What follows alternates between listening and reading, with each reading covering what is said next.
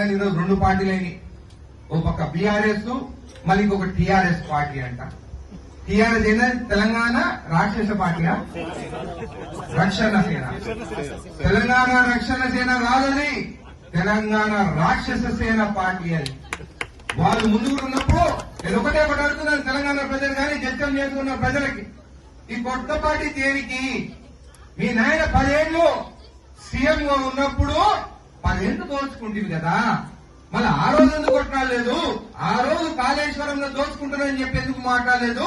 ఒక్కసారి మీ నాయనకి పదవైపోయిన తర్వాత మళ్ళీ అది అవసరం లేదు, నావేమి సాగుతలేవు, ఇంకొక పార్టీ పెట్టుకుంటే ఫ్యాక్టరీల దగ్గర గాని ఎక్కడైనా గాని పార్టీ పేరు పెట్టుకుని దోచుకోవాలని చెప్పి ఈ తెలంగాణ రాక్షస సేన పార్టీ పెట్టినవా?